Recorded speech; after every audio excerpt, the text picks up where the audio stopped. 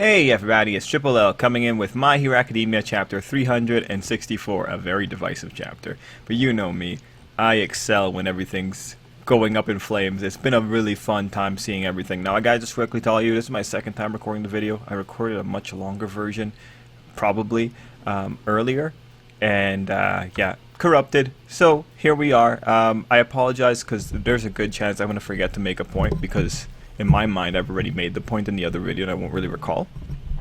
But yeah, my apologies here, and sorry for getting it out late. I was going to come out last night, but then the corruption happened. Okay, so this is a very divisive chapter. A lot of people are upset, but you guys remember because I was saying that, oh yeah, we're going into it. Horiko, no matter what happens, someone's going to be very upset, and we are living in that reality now. This is just the natural life cycle of Shonen Jump series. It's just a little bit worse because like Hero Academia is really popular, so there's a lot more energy behind it, and people don't really tell the My Hero Academia fans to just chill. So those fans just continuously build each other up, and then you get these massive explosions of criticism and all that kind of stuff. But remember, we're My Simp Academia. My Simp Academia, we criticize and we praise when it's appropriate. Like on this channel, the opinion is Hero Academia has never been perfect. In fact, the problems that you're seeing here now are just, yeah, they're actually pretty consistent with Hero Academia, you know? It's a continuation, it's a natural progression. This doesn't come out of nowhere. Like, this is a natural progression of what we've seen before. What I think is happening here really is just, on one hand, okay, this is something I've noticed, especially with Fairy Tail. People don't like being taken for a fool. People don't like being made to feel something, and then in the next week be told that, hey, you were dumb for feeling that. And mind you, like, they interpret it as the author saying, you were dumb for feeling that because I'm just going to undo all those feelings you just felt. The other thing with Hero Academia, and this is something I'm aware of as a YouTuber who is very petty, you know, many times when I've criticized Hero Academia, one of the go-to responses is like, you can't criticize it because it's going to be better in the future. And it's like, that doesn't make sense. Doesn't make sense at all. A failure of the present does not indicate that the future is going to be better. Failing in the present does not predict a future that is full of success. That's not how that works. Especially because like different people have different thresholds for failure. And like with Hero Academia, there's some things that they didn't work well, and those things caused changes in how Horikoshi did stuff. But there are other things that, given where they happen in the story, they were never going to be improved upon. And then, overall, this is all a natural progression. So let's just quickly bat some easy things out of the park. Is this a terrible chapter? Is Hero Academia now shit? No, it's not. Like, again, this is consistently Hero Academia. If you think it is suddenly shit now, you probably weren't reading the manga. Hero Academia has always been an optimistic, idealistic story. Hero Academia has always been relatively merciful with the characters. Hero Academia has also been very cheap before. Horikoshi is very cheap. We've talked about this many times. We talked about it when it was smaller incidents, but the smaller incidents give way to the larger incident. And again, this is why Hero Academia is consistent, because we have the pattern for Horikoshi here. And in terms of the pattern, it's just, you know, it's things like Horikoshi being very cheap with Kurogiri's place in the prison. This was something that Jason Thomas reminded me of. Horikoshi being very cheap when it came to those explosions. Horikoshi being very cheap when it came to the bait and switch of Toru. Remember that? How like Shigaraki specifically goes to Toru? Like, how do you even read that? The read was, oh, Toru's watching the person who Shigaraki's watching because he's actually looking at the traitor or something like that. Whatever. Heck, even in early Hero Academia, with the way that Izuku hyped up the stuff that was going to happen with Stain, and it's like, not really. In the grand scheme of things, the Stain stuff was not that dangerous. So again, you know, in that regard, his tactics, we've seen them before. Other things, we already know that he's relatively merciful for a lot of characters. A lot of characters are able to survive like big injuries. And in Bakugo's case, he didn't really survive, but he's going to be revived. So the reality is, this chapter doesn't make Hero Academia terrible. And this leads me to the next thing. You know, if you're someone that really dislikes a chapter, don't let me change your mind. If you dislike it, you dislike it. Like, that's it, right? You had a different set of expectations than I did. Nothing wrong with that. But just keep in mind that while you might dislike it, a lot of kids in Japan were probably cheering. And I'm bringing that up because you got to remember, Hero Academia is an idealistic, optimistic series directed at kids. So far, we've seen Horikoshi apologize a few times for like little things he did, but we also saw him apologize to kids for making Hero Academia too scary. And that might lead to a point later in the video. So just keep that in mind. And if you are the person that still loves the chapter and loves what's happening here, you're happy that Bakugo is being revived, keep doing it, keep loving it. It's like, who cares if other people don't like it? Like, at the end of the day, Hero Academia isn't necessarily for the people who are saying like Hero Academia just suddenly went terrible. It's an optimistic, idealistic series about people with their back against the walls and surviving. And like, you see like what Horikoshi tried to do in the chapter to kind of build into Edgeshot doing his thing there, but you know, I don't think that was like well executed. It could have been a little bit better, but you see where Horikoshi's mind at. And hey, you know, Bakugo might still die. Might still happen afterward. He was like, especially with Horikoshi, he likes the week-to-week effect, and that brings me to the next point, like the week-to-week effect. The whole thing with Edgeshot, is it good? You know, like there's many different ways to look at this. Like, let's look at it from the internal logic, and internal logic just means everything that's going on within the story. Does it make sense that Edgeshot would do this? Yes, it does make sense, because like the reality is, remember, if we can come into this video and I can say like a few weeks ago that Edgeshot might just repair that heart, there's things there to justify it. If I can sit down with like 20 other people who are relatively diverse in their thoughts and they're very well articulated, and just a quick shout out to like Miguel, Jason Thomas, White Despair, Kayla, Ty, Matt, Prower, Skelly, AN683, yeah, and anyone else from the live streams. If we can go there and we can sit and we can all just more or less agree that it's plausible that Edgeshot could try to stitch up Bakugo's heart, you know, like within the internal logic, it makes sense. Now, mind you, this is one of those parts where you kind of gotta like give it more scrutiny, because there's limits to what Edgeshot should be able to do. He shouldn't just be able to fix Bakugo if it's like major heart failure, like something big is going on in there. But if it's just patching up a hole, that would be okay. But that's like asterisk on that one. Depending on how Horikoshi pulls that off, it might not be very good, it might be good. But like Horikoshi has fudged biology before, so it's not.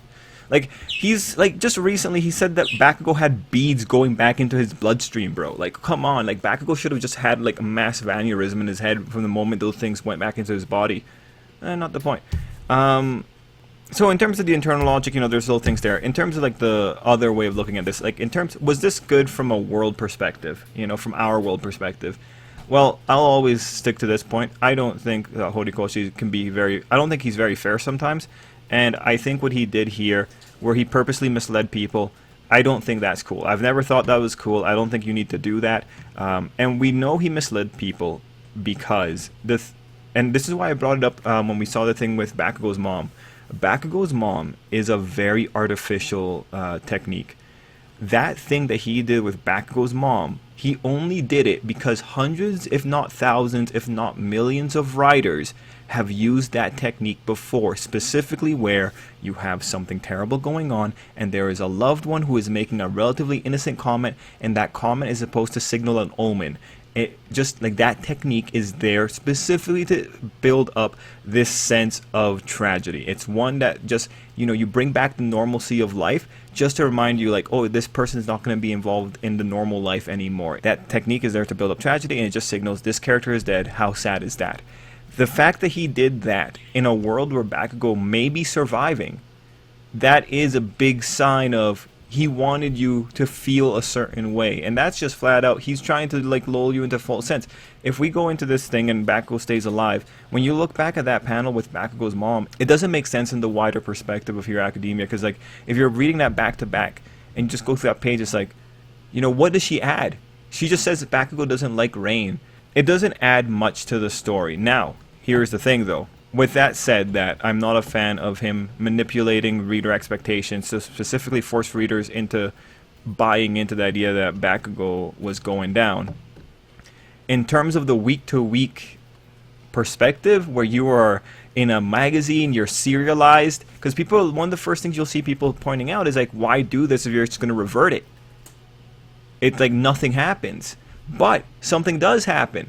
You have a week where people are getting super, super excited about Hero Academia. You have a week where people are talking about Hero Academia. You have a week where you're getting a lot of engagement. From the week-to-week perspective, Hero Academia probably had really good metrics for this past week in Shonen Jump's internal rankings. Hero Academia probably like got a lot of people worked up. And the thing is here, you may not believe this, but optimism and idealism and this kind of maneuver where a character gets hurt but they don't have to really deal with the long-term ramifications of it, very popular. It's a very popular thing in manga. It's very popular in novels. what I really want to impart on you is that the editor of Hero Academia and Shonen Jump, they probably know what the reaction was going to be to Bakugo being revived, because they've been in the industry for years, if not decades. They know firsthand how people can complain, but you know what? They don't really care, cause they're like, it's a calculation. The benefits that's going to come from this there's a high probability that it will outweigh the cons, and I say high probability because you never know. One day they will go way too far, they'll step way too close to the sun, and it will really tank a series. But for Hero Academia, where it has so much momentum, probably not. Hero Academia could probably afford to take the risk and come out with that 90% shot of bigger benefits. And that's like one big thing to really appreciate there. Like, this is just a reality of the situation. I know people want to say like, oh yeah, you gotta kill off a character to keep the tension high and all that kind of stuff. And that makes a good story. It might make a critically good story, but like, being critically good isn't really worthwhile when you can just make money. And optimism and idealism and the style of what Horikoshi did here it's in general a lot more popular with most people, with the casual audience as well. And just to give you to make sure that you know where my data is coming from, it's anecdotal. It's anecdotal based on like some things like Fairy Tail is extremely popular despite how much people would say otherwise. Like, Hiro Mashima at the end of the day is just a master at targeting his audience. He knows his audience and he goes after them very religiously. Across other areas like High School DxD or Danmachi. Danmachi is actually the one that you could compare to this, because Danmachi employs this style of writing to a T, man. Like, Danmachi is the one that when you say momentary setbacks, but you don't have to deal with the long-term ramifications of it, Danmachi's where it's at. On a lesser note, Black Clover has done something similar before in terms of like hurting a character but not letting them deal with the long-term ramifications when Asta had the issue with his arms. Again, the fact of the matter is, like, being merciful and optimistic and idealism, they are just better things in general. Horikoshi probably is doing just fine with his key demographic, and beyond that, going further into this, we'll just be talking business. But in this case, like, anyone that's saying that Hero Academia will never be a great manga, or like it will never be like a masterpiece story, like, I personally think that boat has sailed a long time ago. And no matter what other people say, Hero Academia is still going to be an above average, if not excellent, Shonen Jump manga. I would say above average. I don't know if it would be excellent, but I would say above average. Even on the West or on Japanese land, no matter how much they complain, Hero Academia is still above average. Alright, so we went through a big spot there. We're now going to go into the page-by-page walkthrough. There's good things, there's things that I don't think are well implemented, but as we go through, I will point out which is which, and I'll let you know my opinion, and we'll move on from there. So, the first page of 364 was very interesting for me. So, if you recall, back when All For One first used Eddie's quirk, I really thought this kind of stuff was what we were going to get like in the next chapter, but like the author played around with when it actually showed up. But this is what I was hoping for, an explanation for what was going on. And we actually end up getting a lot. And again, in terms of like looking at the patterns, right? The author, he has a very established pattern for the final arc. He does flashbacks to explain the craziness that's happening in the previous chapter. So we see it here. I was wrong with the timing, but the author is sticking to his patterns. This is just the Doctor explaining stuff. Now, the most interesting thing here is specifically when he says, I gotta say my Quirk Doomsday theory was right on the money. Alright. Not really. No, it's not. Alright, let me go back to chapter 246 here. And props to White Despair, because he pointed this out when we were on the live stream about this. Just to recall, the Doomsday theory is pretty much, with each passing generation, quirks grow and mix together, becoming more complex, more ambiguous, and more powerful. The hardware isn't evolving fast enough to keep up with the software's rapid development. This will ultimately lead to quirks that can be controlled. I named this concept Quirk Singularity Point. Alright, so I've said this before, but I don't think you can trust the Doctor. The Doctor has really like sketchy views. And like things like, remember when he was saying that the Nomu protected him because they love him? It's like, no, I think they were just programmed to protect you, because I'm pretty sure you can do that. I'm pretty sure they have an automatic protect the Doctor response, no matter what you want to say here, you creep. And when it comes to like when you look at his explanation doesn't fit entirely with Eri, even though he's saying it's right on the money. And this is where you have to be like relatively, you have to be pointed on this one, because like the doctor is probably I think he's got confirmation bias. I think Horikoshi's writing confirmation bias in here, and I think the doctor is seeing signs and he's making it conform to his reality. So the specific problem with Eri is the tenet that he has where it says with each passing generation quirks grow and mix together, becoming more complex, more ambiguous, and more powerful. That's not what happened with Eri. Eri has a mutation. Her quirk comes out of nowhere. It's just something that happens. So what's going on here is that this may not be a linear thing. He could still be right about the Quirk Doomsday theory endpoint. He could still be correct about that, because like what's going on with Eri is she does have a complex, ambiguous, and more powerful quirk, but the origins of how it comes about aren't correct to the theory. Actually, what you could say is happening here is that it's not just a natural progression, that there's a higher force that's naturally forcing powerful quirks to come about. And you know, for me, I just say like it's like mass unconsciousness, because there's some weird things in the quirks. I would say it's mass unconsciousness provoking it, or like wherever quirks came from, like a higher guiding force. I would say something like that. But right now, Eri just happens to fit into the theory because he's observing it. But like her origins don't fit with the theory at all. If anything, it looks like Hero Academia is a world where no matter what you do, even if everyone has super lame quirks, it would naturally become more and more superpowered. There's other issues here too, where Eri's actually learning how to control her quirk. So the part about like, you know, well, the hardware isn't evolving fast enough to keep up with the software, well, that's still, you can't really say that, because she's capable of control. Therefore, like, there's still possibility that she's able to control it more. But this is just really important, because like the Doctor continues to be a really fascinating character to look at. And props to Horikoshi for, if he's actually going to make the Doctor be wrong at the end of the series, then everything that we've talked about before about this guy having confirmation bias, yeah, it's going to be really cool to talk about. When you look at this here, 100% the Doctor's going to confuse a lot of people, because people are going to be saying, but like the Doctor said he was correct the whole time. Like, how is he wrong at the end of the series when he was correct all the way throughout? It's like, no, he wasn't correct. He was assuming he was correct, but you didn't have enough evidence. You were missing the critical details that showed where he was wrong. So that'll actually be really interesting to see here, and it'll remind people not to trust characters, like, because like that's also a little bit of a trouble. Like, some people take everything a character says as gospel.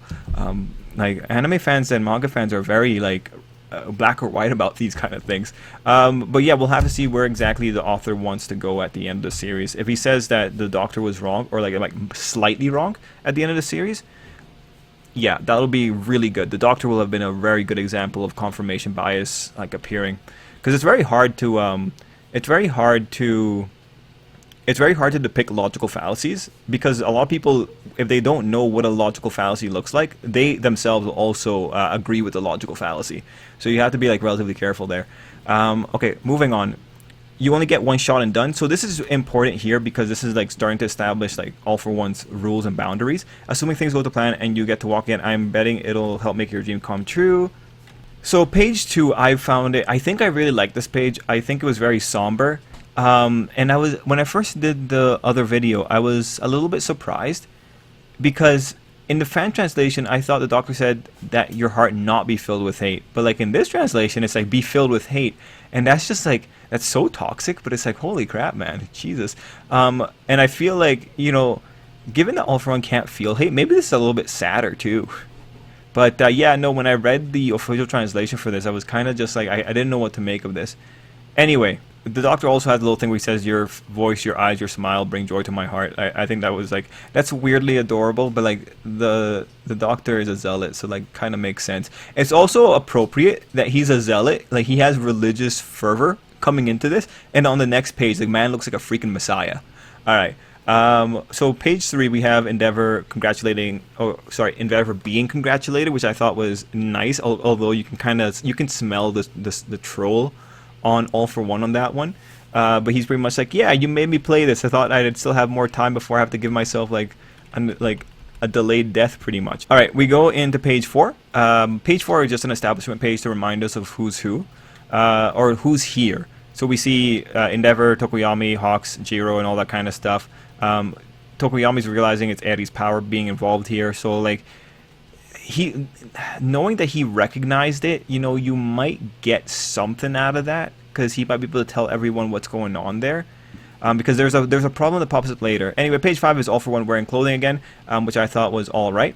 I do appreciate Horikoshi for having All for One be naked, because like that's what makes sense here.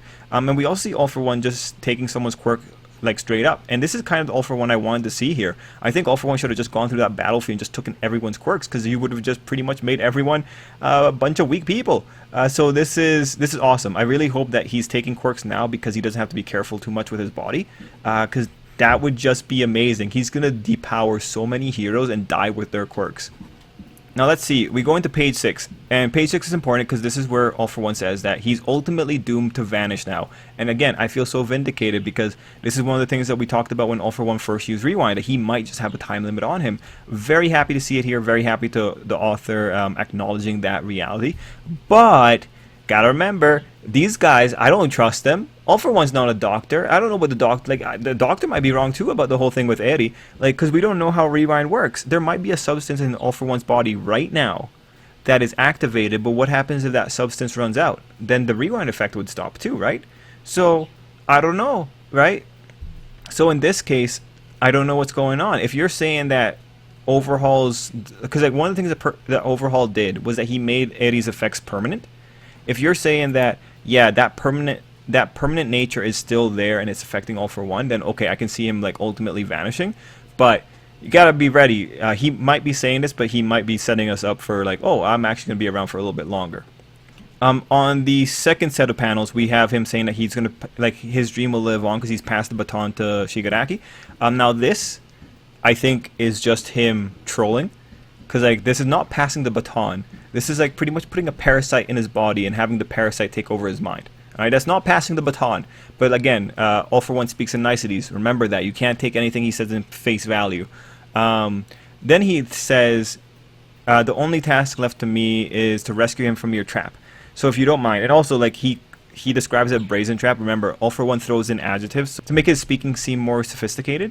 So yeah, this makes me curious, because rescue him from the brazen trap kind of feels like I'm going to leave this battlefield after I wreck it, and I'm going to go save him. And if we have All for One show up in front of Shigaraki, that would be pretty amazing, because that might be where we see Shigaraki kill All for One, like, actually. So it'd be neat if we get to see that. Now, on the third set of panels, something really important happens here, where by the third set, you see Hawks here, but like before that, Hawks came in, he slashed All for One's face, and it looks like that cut was ultimately healed by Rewind. Now, going back to what he said about he's doomed to vanish, the problem here is Hawks is coming in here and saying that Endeavor just needs to deliver one more solid blow. No. Remember, Izuku was able to cheat Rewind by hurting himself continuously. Here you get to see All for One healing that wound.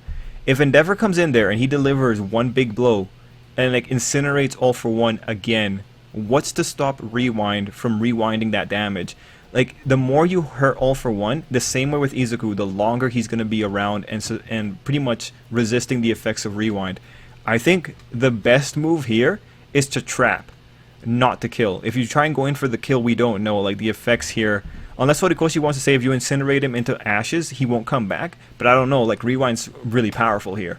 They gotta be careful, because if they go in and they only incinerate him to what he was before, he's gonna rewind that damage again. They're like, this is, you know what, maybe that's why Tokoyami knows what's going on, because he might be the ones to tell him like, no, Izuku took continuous damage to resist the effects of Rewind, and that might change the entire thing. Now, seeing Hawks here taking so much screen time makes me feel like we might still be getting that Hawks moment of hope. We'll have to see. Anyway, at the bottom of page 7 or 6, All for One goes into the whole thing about he's a fan of comics. And let me just go to the conclusion that he wants to thwart the future of the whole world. Like, alright, sure, like, you want to prevent the future that they envision. You just want to substitute your own future because you're a megalomaniac. You want to oppress everyone equally. Alright, cool. But man, please, if you're going to tell them about how much you love comics, you've got to tell them that you couldn't be bothered to read the end of, like, what, 3 vol, like, how long was that manga again? Whatever, he didn't even finish it, alright? Like, your dictator can't finish a book. So I think he should just be honest and just acknowledge that part. One thing here too, like All for One looks so much younger already by page 7. For those people that believe that All for One is Izuku's father, don't give up hope yet, because you know he might go super young and then you might see freckles on him. You know, because some people grow out of their freckles. Freckles are really weird. They have different conditions under which they appear. So just keep that in mind. Anyway, by page 8 we go into like the sequence that I wasn't really feeling. Like the summary of the whole thing with the Americans is just the Americans are being cowards. Agbar is correct. You shouldn't give Shigaraki an inch because he'll take a mile. Pretty much the guy is sad about Star and Stripe, and like the president kind of sounds like he's blaming Star and Stripe, and it's like, get off, bro, like back off. Anyway, the critical thing is that we go into page 11 and we have this thing of Star and Stripe and All Might, and them pretty much, you know, they're the chain to the future. You have All Might, he passes it off to Star, and she passes it off to the future. Now the thing here is this imagery and like the themes of passing on to the next generation. The reality is like both in its placement in the chapter with both in the placement in the chapter and the characters involved, and like the reality of the manga, like the theme of adults do things for the next generation. It's not as strongly it's not presented strongly in Hero Academia as it was in Naruto. Like in Naruto, you have that whole beautiful thing about Asuma talking about who is the king piece in the world, right? And it's like the next generation. And like, you know, even though Shikamaru is like 15 or 16, he's someone that's already protecting the next generation as the previous generation protected him and all that kind of stuff. You know, like in Naruto, it's a little bit more heavy-handed, but with Hero Academia, it doesn't work as well all the time.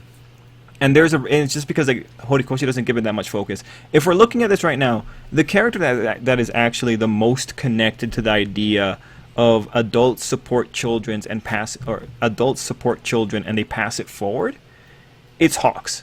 Because Hawks had that whole thing before the war started about, hey Shigaraki, no matter what you do, things are gonna be okay because we have the next generation coming up and they'll be able to prevent things from getting dark. Now the part here where it's the reality of the manga doesn't really, you know, it doesn't really express the theme as strongly as Naruto. Is the reason it doesn't do that is because what actually happened when things went to shit? I can tell ya. UA, the kids were just stuck doing nothing. It was pretty much Izuku and the adult who were still going out there. They were taking all the hits. The adults were protecting all the kids. We're like, props to them. For a good chunk of that, the adults were in the driver's seat. Like, they were still dealing with the situation. And, like, the reason I bring that up, because you can say, like, well, the adults are still protecting the kids. You can't have it both ways, because, like, the adults are also, like, in a situation where, like, back goes on a battlefield. But, no, I understand. They are protecting the kids by taking all the big hits, but it's not letting the kids step up to protect the next generation the same way that Naruto's generation protected the next generation in the Naruto series. In the Naruto series, the focus is on the kids, the 15 and 16-year-olds who were in the war and all that kind of stuff. They had their big moments. Mind you, again, the adults still had some big moments, but in Hero Academia, Endeavor just takes up so much screen time, and so does Hawks. And the way that the kids are relegated to the back row and only show up like at the end of like the whole Dark Izuku arc or whatever you want to call it. Yeah, no, like the expression of that theme of this idea just it gets kind of muddied, is what it is.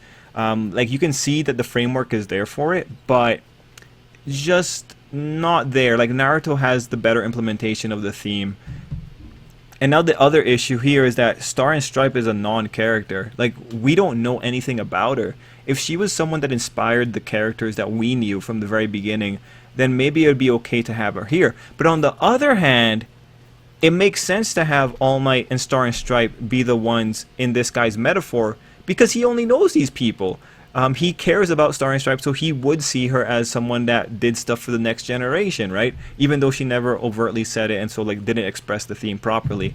So this is one of those situations where it's a really interesting little thing that happened here. And when you go into page 12, you can see what's happening. This whole segment serves as, it serves as setup for stuff with the states. And then it serves as justification for Edgeshot. because his conversation's conclusion is juxtaposed with Edgeshot coming out of nowhere and saying he's going to protect Bakugo, or he's going to save Bakugo. And you know, the wording is, heroes have always wielded their power in the name of that cause. So in terms of like how the author composed this, honestly, I kind of wish it wasn't just randoms that led into the heroes have always been self-sacrificing for the next generation, therefore Edgeshot's going to do that. I wish it hadn't been the Americans saying it, because it's just like it's just so muddied. But you can see what the author wanted to do there. He wanted to justify Edgeshot, and it's like, the thing here is that Edgeshot sacrificing his life potentially for Bakugo is natural. It's just something that naturally is done. Okay, so at the bottom of page 12, we see Edgeshot coming up here, and he's saying that he has ample experience invading the bodies of others, and then Horikoshi reminds us of 2 instances. Honestly, his example here wasn't a good one. He should have used the bottom panel that he had there, and then he should have used the time that he got into Kurogiri's body, because he was able to ultimately stun the body of a Nomu. And like, actually, if you think about it, it's kind of weird that he was able to stun the body of a Nomu, but he was able to do it. And this is where we begin, like, again, scrutiny on Edgeshot, because Edgeshot has not shown us that he has the capabilities of reconstructing things. He's shown us that he has enough knowledge to know how to hurt a body without maiming it. Which again, being able to be very selective in your damage is like, it implies a level of knowledge of anatomy. But if Edgeshot, again, if the author goes in there, he says that Edgeshot is replacing the chamber lining, if he's replacing the valves, if he's replacing any like of the little parts of the complex heart. If he's saying that Edgeshot is doing that, bro, I don't believe that. No way, man. Like, do you see how dirty Edgeshot is? This man is going to go inside of Bakugo, and he's going to bring in 101 different bacteria and infections in there. Bakugo's, at the end of this, is just going to die of heart failure from, like, World War II era infections. Nah, man. Like, a lot of things going on there. But I very quickly need to talk something about Jason Thomas, a commenter said. He mentioned that Edgeshot and Bakugo actually share the same blood type. And if that's the case, then, you know, other little things like, oh man, Bakugo, you know, so much blood's been lost. Although it doesn't look like a lot of blood's been lost when you look at that picture. Yeah, he could maybe replace it. Heck, if the author goes in there and says that Edgeshot's just going to give Bakugo his own heart, like he's going to just live sew it into his body there, I'd be okay with that. That sounds pretty cool. Like, that's so extreme that I have to accept it, right? But yeah, we'll have to see how this goes. I really hope he's just patching up a hole or two, because like the author himself was very unclear with how much damage actually happened, because in the image it only looks like it's a surface hit on the heart. It doesn't look like the heart got pierced completely. So we'll have to see what exactly he wants to do. But already in this chapter, he put in some critical lines to kind of tell us, like, alright, don't worry about the logic here. We go into page 13, where we have a pretty funny segment of him telling Murko to bite him alive even if he tears her apart. And at this point, I gotta say, like, Shigaraki should have killed Murko a long time ago. From the moment she bit his fingers, he should have just squeezed. So they're getting very lucky that Shigaraki is just so playful at this point. Because again, Murko shouldn't be even looking at him. She should be dead. He should have squished her head right then and there. That's a really powerful villain. So if Shigaraki fails there, he kind of deserves it. Also, I find it funny that Shigaraki's putting his leg on Mirio's body. And it's like, it doesn't make sense. Mirio, that leg shouldn't be there. It should just be going through Mirio. But alright, whatever. Yeah, nah, man. He should have, like... If I was Shigaraki, I would have killed Murko then and there. We go into page 14 and 15. So... on page 14 we have Edgeshot saying that he's not going to let Bakugo die, and at this point I really hope, because on this page is where like Best Jeanist implies that Edgeshot's not going to survive this. I don't trust Best Jeanist, alright? He's the last person to believe when it says like you might die, because this guy, he's Central Hospital's miracle. They brought him back from the dead. He was so dead he tricked Dobby, alright? Nah, man, like respectfully, I don't believe him. But I'll have to see what actually happens here. I'm just ready for Edgeshot to still be okay in all this. One thing I hope is that when Edgeshot comes up to save Bakugo, I hope he's not just thinking like, I'm going to save Bakugo just because. I'm hoping he's thinking like, I don't have that much time left, because it's like multiple organ failure, because I took a pretty big hit from Shigaraki or something like that. I hope he's thinking something like, yo, Bakugo has the best shot of actually hurting Shigaraki because he got really close to Shigaraki earlier. You know, I'm really just hoping that he did a really sophisticated calculation to say, like, Bakugo's more worthwhile than I am right now, because I feel like that would be a very reasonable thing to say. Moving on, he says that he's not too late. That's actually the most critical thing here, because one of the problems is that Bakugo's been clinically dead for a little bit. We don't know how much oxygen his brain's still getting or has been getting. But if he's saying I'm not too late, what he's trying to say is that there hasn't been enough time here for Bakugo to come out with permanent brain damage. So, and you know, maybe the author will clarify it in the next chapter. Given how paranoid he is, he probably will clarify it in the next chapter, but that's already the first sign of not too much time has passed here. And you got to remember, the time, your passage of time might be thrown off because we've been in other scenes, but those other scenes might have been happening concurrently with this stuff. So, you know, you can't trust the passage of time here too well. For now, just assume that the time has passed has not impaired Bakugo's brain. We also have this thing about Club President Hakamada. From what I can see here on the Viz Media scan, like, it looks like textiles. So this is actually just to bring up a point, because White Despair, the commenter, had been making the point that their ages don't make sense for them to be in the same year, but like if they were just in the same club together, then you can kind of make it fit with their age range, which, you know, kind of adorable. And yeah, it makes sense that they would be in the textiles club, honestly. Anyway, after this, we have him saying that he's going to become the boy's heart, which, you know, it's a really sensational line, and it could mean anything right now. We'll have to see what exactly he wants to do. Again, if he starts touching some critical parts with all that dirt on him, like, bro, man, no, that poor Bakugo's going to die of infections. He's going to have pus-filled lungs, man. Like, please don't. But yeah, we'll have to see what happens here. There's one thing that people pointed out is that, like, Edgeshot doesn't really have a narrative connection to Bakugo, but like that could be easily remedied next chapter if you started with a flashback. Start with a flashback, have it be like Mineta, Seiro, or Kaminari talking to Edgeshot, because they were in the same team. Talking to Edgeshot like, oh yeah, you know, there's this one guy Bakugo, like he's pretty loud, but he's pretty cool and all that kind of stuff, and have Edgeshot say something like, oh yeah, you know, this is someone I want to meet and talk to. Like, Edgeshot could even talk about like how they went to save him that one time with the villains. There's a lot of ways to connect it here. Some of the readers are pointing out that Bakugo wears a red scarf in some promotional images or something like that, and that might be a reference to Edgeshot, which, yeah, it might be. I think that's a cool idea. So, yeah, right now I'm thinking, like, I'd be okay if Edgeshot survives all this. I don't really need anyone to die. Personally, I'm all for idealistic and optimism. I'm all for just seeing everyone survive. Like, I don't need to see people die. Man, I wish more people survived in real world. So, like, no, I'm not going to take a position of I wish characters die here. Nah, man. But yeah, we'll have to see. One thing I do want to talk about, though. I was thinking about Night Eye. Because, like, when you look at Horikoshi's style, he's very merciful. And, you know, when Night Eye died, there was a lot of talk about how this is the change in Hero Academia, that people are going to be dying. And, you know, that is sort of true. But a lot of people have survived. Like, Hero Academia is not as, like, merciless as that Night Eye moment when he died suggested. And when you look at it, Night Eye has been given, like, the best death out of them all. Like, Midnight's death and even Crust's death, that they're nothing. But, like, Night Eye, it was the perfect one. Like, you had a perfect send-off. You had someone really caring about him. You had the ramifications of the story. The Night Eye death just doesn't fit in with anything else in the manga. And then I started thinking, maybe Horikoshi didn't kill Night Eye to signal a shift in the story's tone. He might have just killed Night Eye because he wants to be able to kill All Might.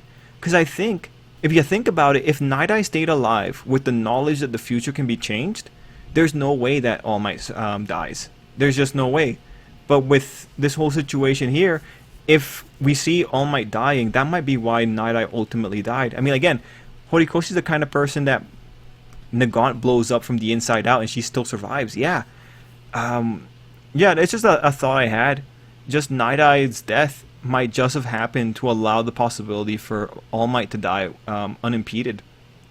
Which is, again, completely different than assuming it was a change in tone in the manga. Anyway, guys, let me know what you thought down below, and that's pretty much it for me.